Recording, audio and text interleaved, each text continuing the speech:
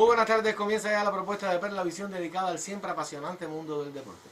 Soy Carlos Ernesto Chaviano y como siempre, agradezco su compañía en los próximos 12 minutos dedicados por completo al acontecer del deporte en Cienfuegos y un poco más allá. Damos inicio a nuestro tiempo de juego.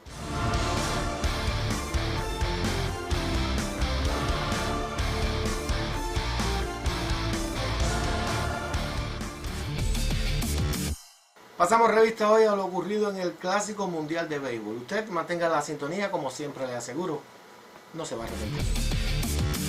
Una vez más, me complace tener en el set de tiempo de juego a Adriano Loza Rodríguez, estudiante de periodismo vinculado ya a nuestros medios de prensa, sobre todo a Radio Ciudad del Mar, conductor de espacios deportivos. Y Adriano, yo en primer lugar te agradezco tu presencia. Habíamos realizado un programa antes del Clásico Mundial, dando nuestros criterios acerca de lo que podía ocurrir. Voy a comenzar por donde terminamos aquella vez. Diste como finalista o posibles finalistas a los Estados Unidos, Japón y dijiste sin descartar a Dominicana. Sin embargo, el Clásico lo gana Venezuela. ¿Te sorprendió el título de esta nación? Gratamente, Carlos. Primeramente, agradecerte la invitación. Para mí es un placer estar aquí otra vez. Creo que fue una sorpresa sumamente grata esta victoria de Venezuela en el Clásico Mundial y representa una lección para otros países latinos. Creo que lo que hicieron Venezuela y República Dominicana en este Clásico representa una lección valiosa para países latinoamericanos como Cuba, del poder que tiene esa convocatoria de jugadores, de los jugadores que están al máximo nivel, nacidos en un determinado país o que tengan ascendencia de ese país y quieran jugar, que puedan hacer lo que se les dé la posibilidad y que se les abran todas las puertas siempre y cuando sus respectivas organizaciones de MLB le otorguen el permiso. Gracias a esto fue que pudo reunir Venezuela a gran parte de lo mejor que tiene a nivel mundial y por eso ganaron el Clásico. Y que Cuba pudiera haber llegado mucho más lejos si hubiera tomado esa política. De Cuba vamos a hablar un poquito más adelante y yo en primer lugar quiero aclarar. Adriano dice grata sorpresa, pero no confundir sorpresa con que Venezuela no estaba en los planes. Venezuela es también una potencia beisbolera continental y mundial. Pudo, como dice mi invitado, reunir, aparte de lo mejor que tiene en la gran carpa, y creo también, Adriano, que fue un equipo muy inteligentemente dirigido, sobre todo en su picheo. Venezuela fue jugando el día a día y creo que también les vino bien el no sentir la presión que para mí sí tenían los norteamericanos. Lograron conformar el mejor equipo de ellos en los clásicos mundiales y sin embargo esta vez tampoco pudieron llevarse, o esta vez no pudieron llevarse la corona. En el caso de Japón, para muchos fue beneficiado en clásicos anteriores al jugar siempre en su territorio, en grupos donde el nivel no era el mayor, pero esta vez ya tuvieron representación latina allí, y no de Cuba precisamente. ¿Crees que Japón dio todo lo que se esperaba de ese equipo? No, ese equipo era candidato a ganar. Y con la presencia de Shohei Ohtani y de otros lanzadores, sobre todo que están a un nivel elevadísimo, era favorito para ganar. Yo lo daba y muchos lo daban. ¿Quién se iba a imaginar que Venezuela podía eliminar a esta selección? Y no por falta de equipo, sino que a veces en los clásicos ya estamos acostumbrados a mirar a Japón y Estados Unidos, porque muchos medios internacionales han comentado que las cosas están preparadas para que ambos conjuntos llegaran a la final, sobre todo en el caso de los norteamericanos, y no fue así. Como tú decías, representa un rotundo fracaso el hecho de perder en la final ante Venezuela, porque realmente el equipo que llevaron era para ganar, como mismo lo hizo República Dominicana. Recuerdo ahora las declaraciones de David Ortiz, donde decía que ese era el equipo más completo que se podía llevar y que si no se ganaba, nadie se iba a acordar de ellos después. Que el otro equipo, o sea, el que ganó la edición de 2017, cuando ganó Dominicana, iba a ser más recordado que ese, aunque tuviera menos calidad. Hablabas de sorpresa y yo creo que para mí la más grata la dio un equipo europeo que es fiel reflejo de lo que decías también en el inicio, el poder de la convocatoria. El equipo italiano, prácticamente sin ningún italiano nacido en Italia, todos descendientes o casi todos descendientes de ese país o de familiares de ese país, pero sin lugar a dudas puso a temblar a todos en el Clásico. ¿Qué opinas de la actuación de Italia? Excelente. esa eliminación a la selección de Puerto Rico en su propio estadio. Eh, yo creo que fue completamente inesperado, pero imagínate si Italia hubiera llevado solamente a jugadores nacidos en el país y no hubieran hecho esta alternativa que la hacen todos los países en el Clásico Mundial, menos Cuba.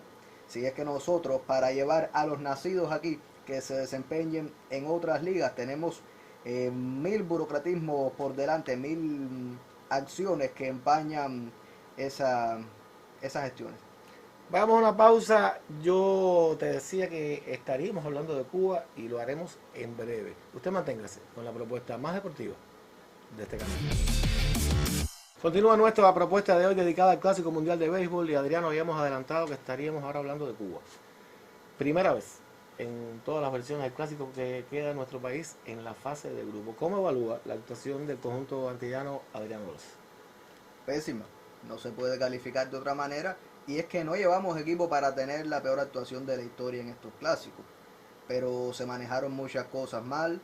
Creo que ese no, hecho de no cambiar la alineación después del primer día que salieron mal las cosas, fue lo que influyó en el resto de los juegos.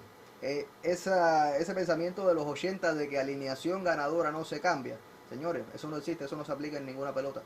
Y les digo más, cuando vi que hicieron los cambios del tercer juego para el cuarto, dije, ya, es como prácticamente sentenciar a ese equipo cubano, porque esos peloteros que probaron el último día, no había seguridad de que te rindieran. Pero lo que pienso a la vez es que casos como Alexander Vargas y sobre todo Malcolm Núñez no establecieron una comunicación tan directa con la dirección del equipo.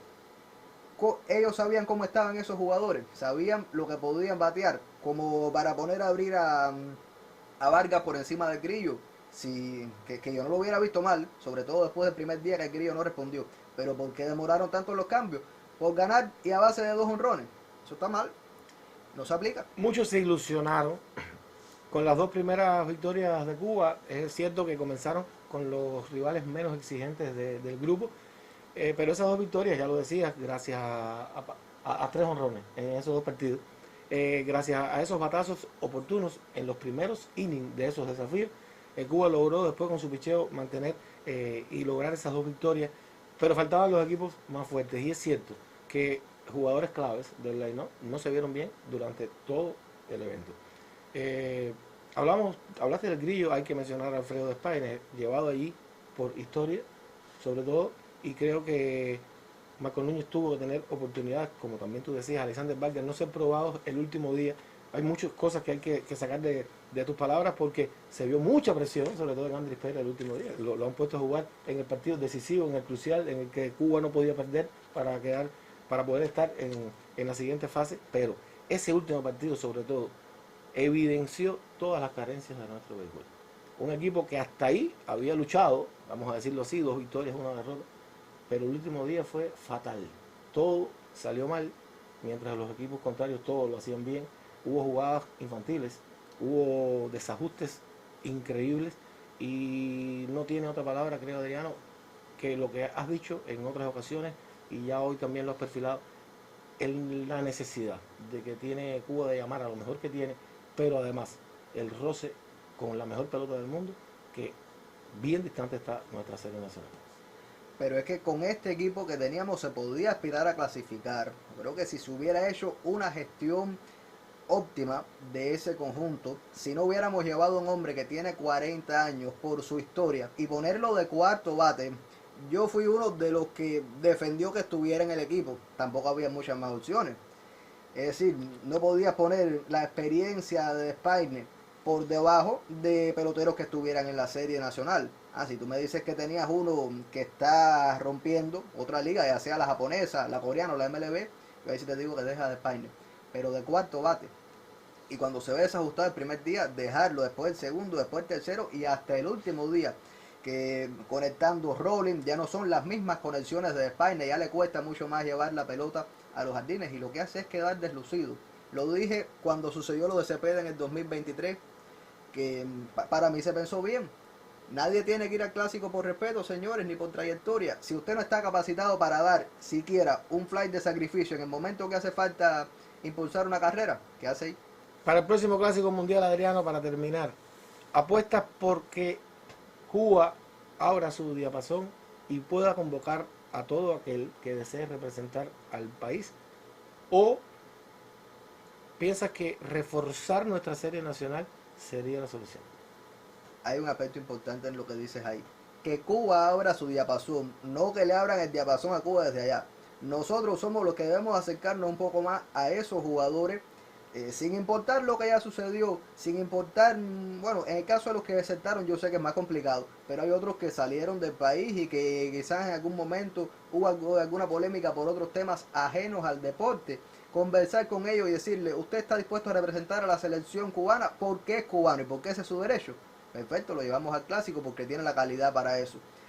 Y reforzar la serie nacional hace falta también, pero lleva muchos más recursos que ahora mismo no están a la mano y entonces demora más. Hay que cambiar muchas cosas dentro de la pelota cubana, dentro de la que hacemos aquí, pero para el 2029, que debe ser la próxima edición, yo abogo más por llevar a los que mejor estén rindiendo allá. Ahí tenemos el ejemplo, repito, de Venezuela y República Dominicana. Los quisqueyanos no ganaron, pero mira qué bien le salió, mira el espectáculo que pudieron propiciar.